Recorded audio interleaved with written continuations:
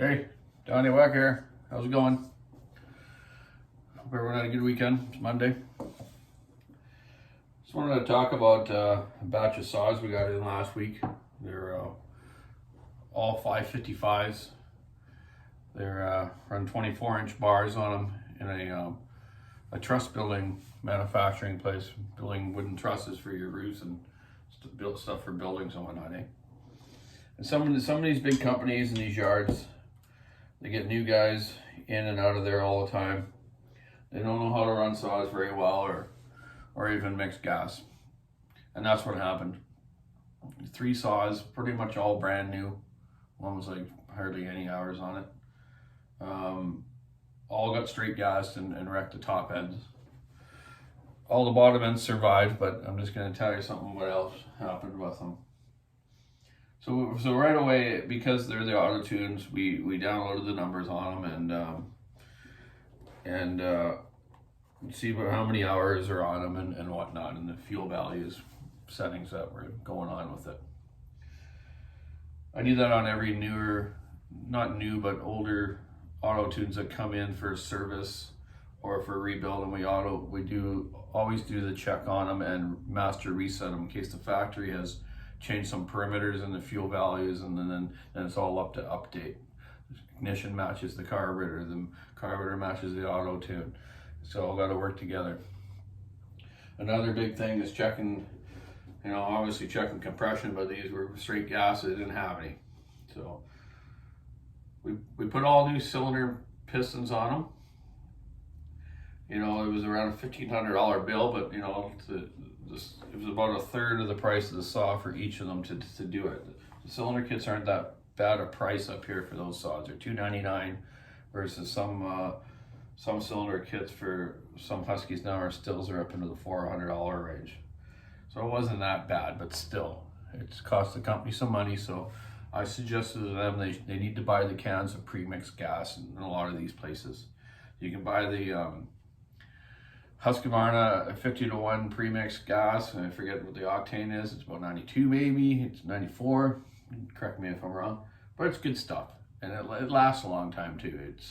It's good stuff. And then Still's got their Moto Mix, which is as good as well.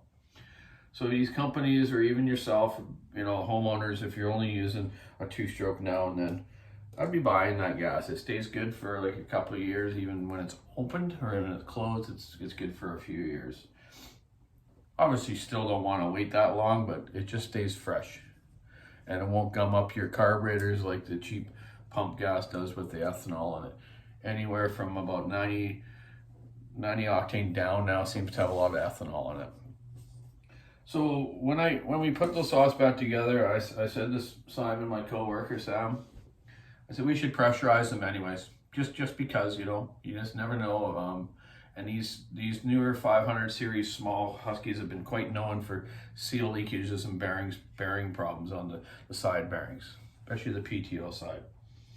So we did, and he says to me, "Oh yeah, there's no leaks." I said, "So pressure and vac, we're good." "Oh, actually no," he says, "the vacuum test leaked down a bit." I go, "Okay, well how can that happen?" He says, "The only way you can have a vacuum leak in a 2-stroke. So what is it? You guys tell me that out there."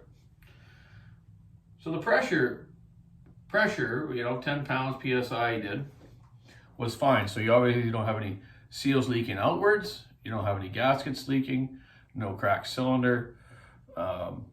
Obviously it's holding pressure. But 2 out of the 3 wouldn't hold vacuum. So what it is the seals got that hot that it's not holding vacuum. So the seals are sucking in as you're doing the vacuum, and it's leaking. So that gave us a code, actually. I think it was code 16, maybe on the downloading piece on the computer. Code 16. It was a maximum enrichment. So it was trying to enrich that saw up for that straight gas to make it run. Because the seals started leaking. So that code gave me an idea that we should pressurize and vacuum them. But we just do it now every time anyways. It's just one short step that can make it that makes a big difference if in the long run. If I would have rebuilt those saws and they went out, probably in a couple days, because they always run with dull chains too, they'd probably blow up again. Then we would look bad. So good thing we're on it like that, and that's what you need to be on, doing stuff like that.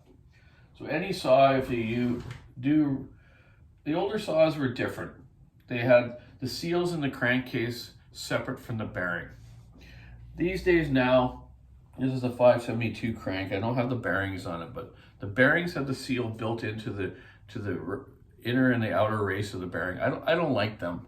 I've had nothing but problems with those type of seals in husqvarnas.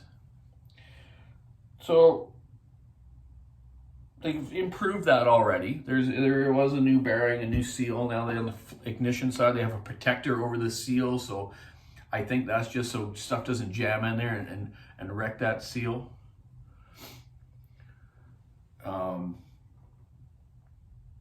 So they're on it, but not. I just don't like the design. Let me just tell you that again.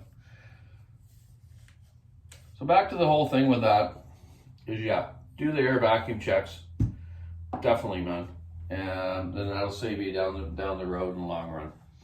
Other than that, you know, they run pretty good. I went out and started them up and ran them for a bit, just let the rings break in a bit, made a few cuts with them, and made sure they're good to go. So yeah, hey, all you guys out there, pressure vacuum check, get yourself a Mighty Vac system. Make your own plates, or you can buy all the plates from Husqvarna or still to fit each model. They're a little expensive, but in the old days, me and my dad just made them.